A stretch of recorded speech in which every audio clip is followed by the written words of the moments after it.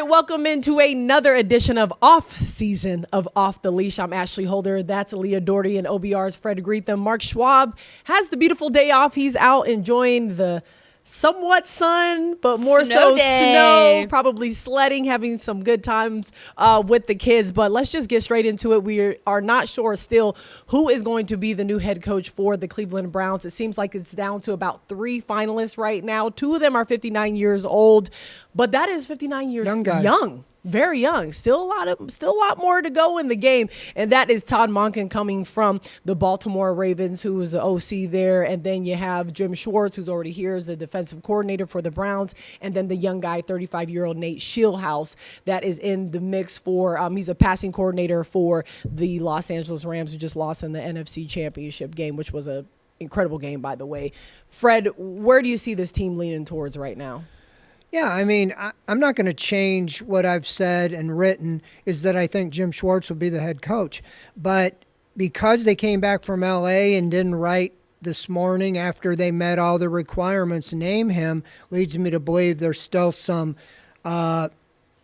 they haven't all collaborated and are on the same page. I think they were trying to piece things together, whether it be Schwartz, the defensive coordinator, with Shieldhouse as the head coach, or vice versa. And there could be a hang-up there. I've also been told Todd Monken's still in place. So one of those three. Shieldhouse, you know, the Bills kind of threw a little wrench into the system when they interviewed Grant Udinski after the Browns did. Nobody had talked to him. He pulled out then, got a pay raise to stay with Jacksonville. Shieldhouse, during the Browns interview, got a call or a request to interview with the Bills last night. The Browns then came home, and he interviewed with them. They hired their coach today. So the Bills hired both the guys, 2 of the guys, the young offensive guys. So I think that they're still trying to get it to work between Schwartz and Shieldhouse. I don't know which would be the head coach, but I think Shieldhouse has other options. And whether he looks at the Browns, unless he's the head coach, might not be the best option for him. So I think that's what the holdup is right now. But ultimately, I think it'd be Jim Schwartz will be the head coach. Obviously, if Shieldhouse turns it down. But if they have the choice of both, I think that they would go with Shieldhouse and try to have Schwartz as the defensive coordinator, because they want the up-and-coming, fixing the offensive side. And that's what we've talked about. You've mentioned, Fred, is how do we piece this puzzle together? If Jim Schwartz isn't the head coach, is he open to sticking around? Is the new head coach open to having him stick around? Mm-hmm. Then you have to think about, you have to replace Tommy Rees, place an offensive coordinator as well. I think a lot of people have been wondering if this was always going to be Jim Schwartz. Why is it taking so dang long? But also, they've done their homework. They're making their guys do homework as well. And so I think they've really cast a wide net, which we figured they probably would. And then maybe if they do promote Jim Schwartz, then that due diligence that they did is going to help them when they come in and when they come in and bring in 2 coordinators. I'm interested too. Have you seen this many candidates drop out of Browns coaching searches? Is that normal? I think once they get a sense they're not going to get the job, they don't want it to look that way. I mean, Jesse Minter knew he was going to the Ravens, so he said there's no sense in interviewing. And Mike McDaniel, I think he sensed he wasn't going to get the head coaching job.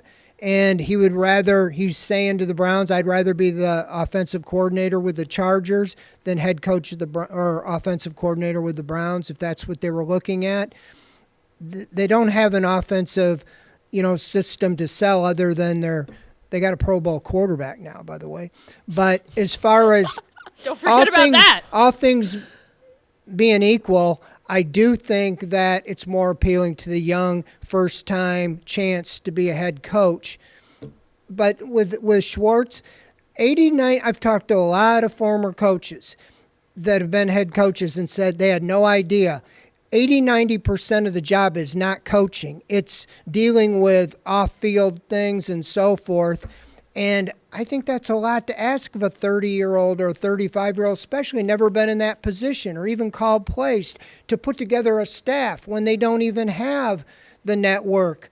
And that's where I just think a guy like a Schwartz has a network of options.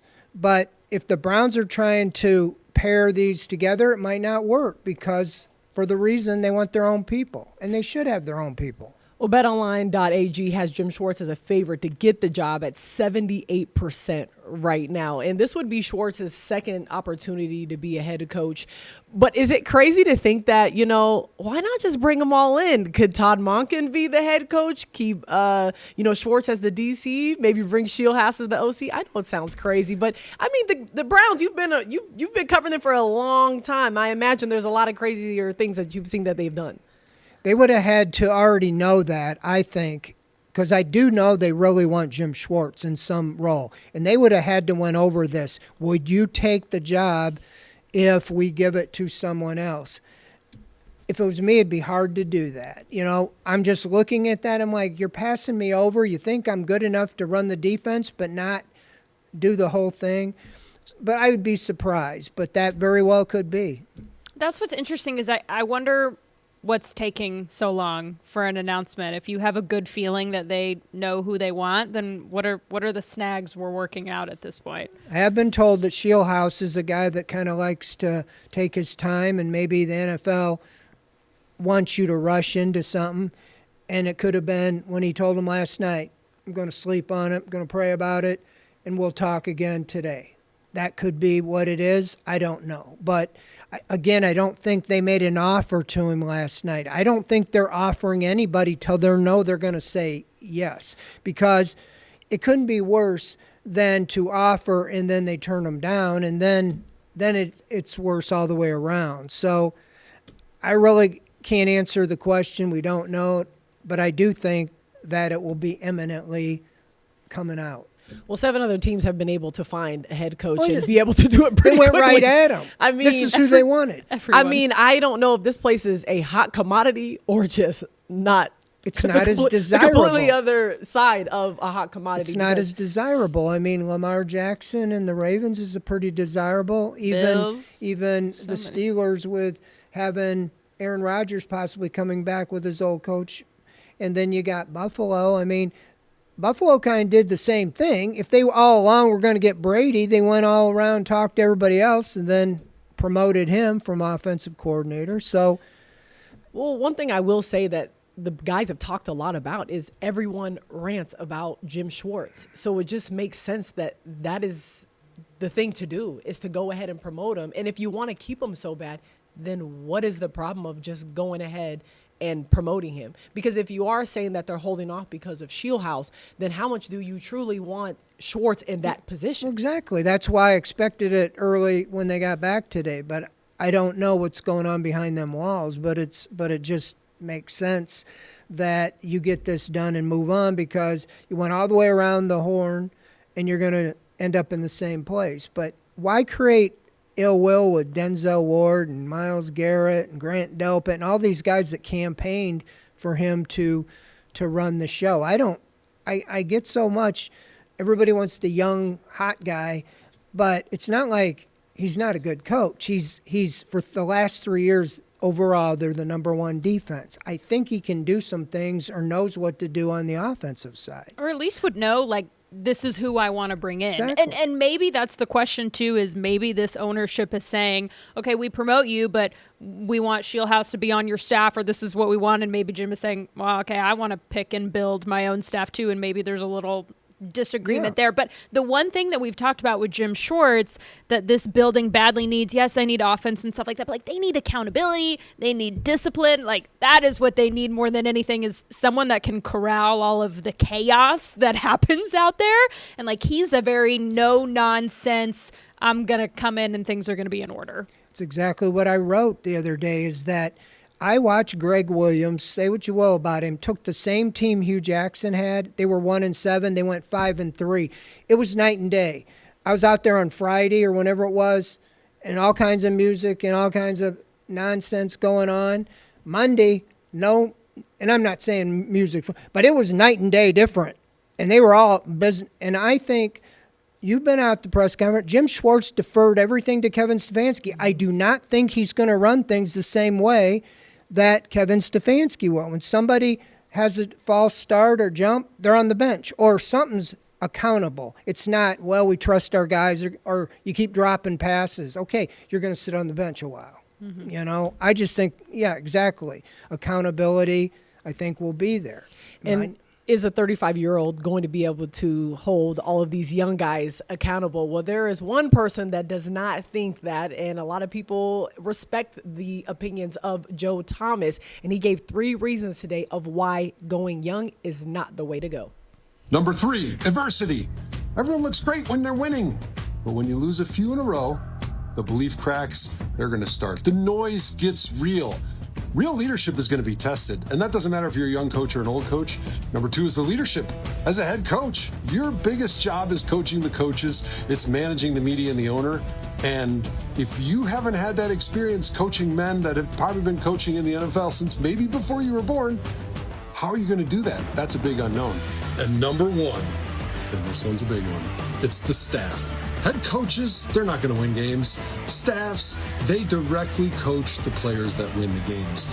Coaches get hired through relationships. It's a networking business. You're going to get hired because you know somebody that you've worked with that now got a head coaching job. And if you're a young head coach and you haven't really been around the game that long, you've got a thin network. And that limits who you can hire because there's not as many people that you know that you've worked with that trust you, that want to put their life and their family and their livelihood on the line, coming to work with you in whatever situation you're going to be in, because you know what? They don't have to tell their wife in a year or a year and a half that, honey, we got to move again because we got fired because I believed in this young guy. And you know what? He just didn't have what it takes. So it sounds like Fred and Joe Thomas might be the same person, because that's exactly what you were saying, Fred. Well, I've been around this, and that's what I said. The Shield houses and them might be great X and O's, but it's not fair to be thrown into something. I'll say this. If you really are playing for next year's draft to be the number 1 pick in the draft, and I'm not being facetious, hire a guy that's never done it before and just take your lumps. And then next year you draft Arch Manning or whoever you want, and you got your offensive guru in place. He's got experience. But if you think you can win now, somebody that can put together a staff, here, who's he going to hire? He's underneath the offensive coordinator. So who's under him? Guys that are, I'm not saying they're not up-and-coming coaches. So I get what they want to do, but you gotta look at the whole picture of the staff and putting together who's going to coach. I mean, Stefanski had a really good staff here, and they respected and brought. I think Schwartz would be able to do the same thing. Let me ask this question. Would it be any different of how they brought Mike Tomlin in at such a young age when he took over the Pittsburgh Steelers, which was a very notable team at that point when he took over in 2007? I will say at that point he was only a defensive coordinator for the Vikings for 1 season. Yeah. But there was still some of that, experience, but no head coach experience. So he was in his early 30s at that point as well, younger than Shieldhouse. Well, he doesn't have to be the head coach. A lot of cases there. But as far as what I'm saying is even calling plays and coordinating. Sean McVay, everybody talks to him. He was only 30, but he was the offensive coordinator calling plays for 3 years with Washington before he got the head coaching job. So it's a lot to expect out of a guy, to just show up and have everything ready to go from day one, So, I can see why they're impressed with him, but I'm just saying that it seems safer with Jim Schwartz. If you think you can win now. Well, hopefully we'll get some answers soon on what the Browns plan on doing with this coaching search, because it's just been a hot mess. But one thing we do know is there is a new Pro Bowler in town, and we are going to talk about it right after this break on Off the Leash.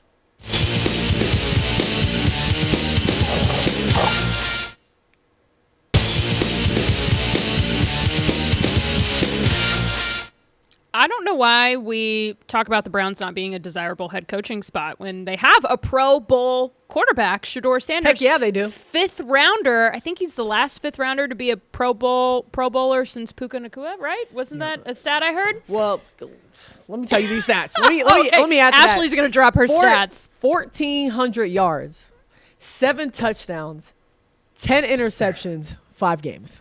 And He look- is a Pro Bowl. And look, this could Shout out to Shedeur Sanders. We could have a whole podcast episode on the downfall of the Pro Bowl and why it's not the same as it used to be and why every single person drops out. I mean, I remember like even when I was growing up, my husband and I were talking about it last night too. Like he was like, you were growing up like you were like so excited to watch it and guys went out there and competed and it was if you're an athlete, it's another opportunity to get out there and compete. So why would you not? And we went back and forth on it. I was like, I wouldn't put my if it's a game that's not important and no one seems to care about it, I'm not going to risk and put my body out there. And he was like, Michael Jordan would never. And I said, okay, Matt, we're going to have to take a pause on this. True, false question, since Mark Schwab is not here. We kind of have 2 options. It could be pick your poison because Fred had tossed out a good one of will Shedeur Sanders be a Pro Bowl quarterback again? True, false. Mark Schwab had said Shedeur Sanders is the worst Pro Bowl quarterback ever. True, false. I'd funny. pick your poison. Which one you want to answer? I'm gonna let you go first. I will I'm say, scared. I as don't far need as them the coming after worst, me. Yeah. I will say false. Okay. No disrespect, but Tyler Snoop Huntley went to the Pro Bowl Good when point. he was back then. He subbed for Lamar Jackson and he didn't have great numbers, but kind of in the same thing as a replacement. I mean, you go down the list, it was supposed to be the starter was Josh Allen. He's got a foot injury. Justin Herbert's got a broken hand. The third guy's Drake May. He's in the Super Bowl. And then you have Patrick Mahomes with the ACL, and you got Daniel Jones with a ruptured Achilles, and you got Bo Nix who just broke his ankle. I mean, there's like 8 or 9. So, and the rest of them, I'm sure, said, no thanks, you know. And so, hey, good for him. It counts 20 years from now. Say, he was a Pro Bowl. Bernie Kosar went to the Pro Bowl 1 time, and we still talk about him as, well, he's the best quarterback the Browns have had since they've come back. I mean, I still put him better than Baker Mayfield. I'd say Mayfield was the second best the Browns have had. But Bernie, 1 time. Right. The Browns Counts. haven't had a quarterback go to this since Derek Anderson in 2007. So just there, it's going to create excitement. I'll tell you this. I bet you, who wouldn't think he might really be a good flag football 7-on-7 quarterback where they can't rush him and he can take his time. Just He loves to take his they'll time in the come out of pocket. that game saying he's the best quarter. You know, will. completely. You're so It's not right. even Best quarterback football ever. right You're so now. right. Yeah. Okay, I'm gonna stay away from Mark's question. I'm gonna answer Okay. Fred's question. Fred's question, and I'm gonna say I never can answer the question. Just It's black head and on. white, It's- Ashley. It is, but it's not black Waffle. and white because this is my thing. He can be a Pro Bowl quarterback again if they allow him to play here. He's not going to be one if they don't allow him to play. But if he plays, yes, I do think he could possibly get there. But you make a very good point that when you go down the list of how many quarterbacks are out, it makes sense. And they don't really have those big names. So while I don't think this is a numbers thing, I think this is more of like we need a celeb to make this thing pop. And at the end of the day, whether people want to say it or not, Shedeur brings eyes. gonna get eyes, He yeah. brings Oh, yeah. numbers. He brings fans. And it just is what it is. Whether you hate the guy, you love him, 10 interceptions, hey, people are going to pay that money to watch him throw the ball into somebody else's hands. It just is what it is, whether it's the Browns or somebody else's. And if anything, it's good experience for him. It's more experience. It's obviously not the same as an NFL It's a game. fashion show or something for him, But for sure. it's an experience to, Yeah. to go out and have as a young rookie. It's a cool experience.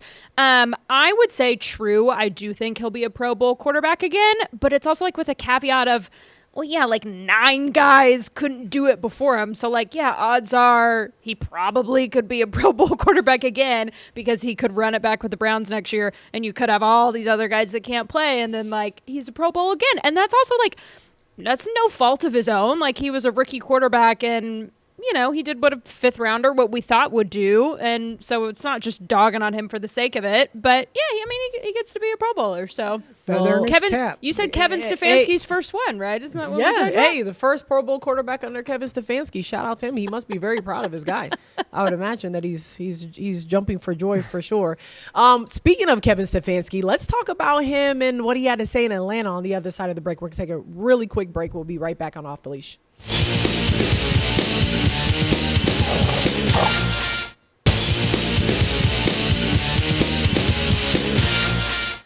All All right, welcome back to Off the Leash. Kevin Stefanski officially announced as the head coach and introduced as the head coach to the Atlanta Falcons fan base today. He was plummeted with a lot of questions, and, you know, he said this is where he wanted to be, and I found that to be very interesting. But let's listen to a little bit of the presser today in Atlanta.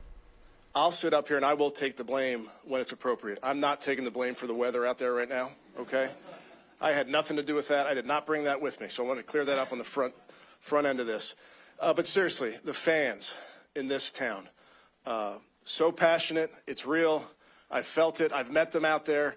I cannot wait to be in this building and feeling this place shaking. This is a special place. Atlanta's where I wanted to be. I wanted to be here.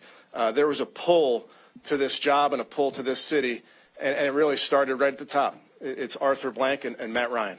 With Cleveland and coming here, what do you think is going to be different this time around, and what did you specifically learn from your time head coaching there? Yeah, thanks, Kelly. I think, like Matt said, this career in this business, it's sometimes you have to navigate tough times, and I certainly have seen my tough times, and I feel like I'm a better coach on the other side of that.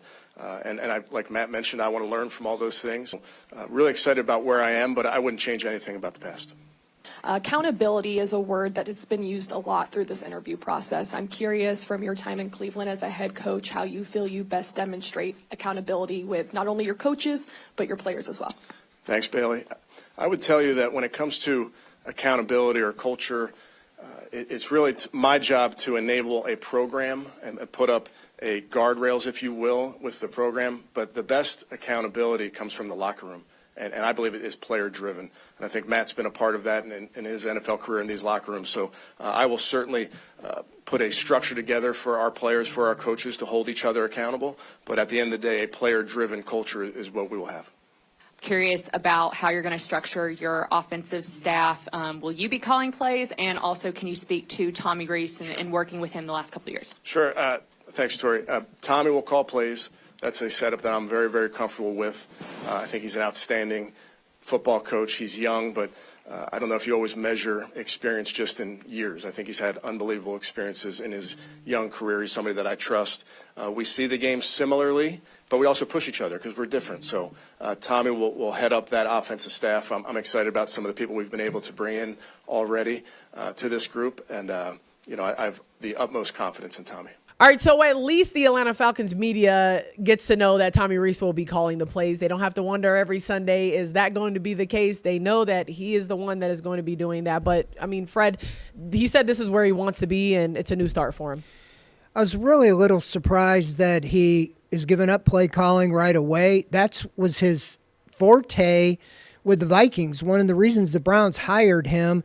And I think the last 2 years here was more – felt like had to make a change. Yeah, you know you're not going to get a big soundbite out of Kevin Stefanski, but at least he gave you information that we know Tommy Rees is going to be calling plays, so I wish them all the best. And how about this? He even cracked a joke when he started things off. Of We course. didn't even get any jokes here from Kevin Stefanski. What the heck, man?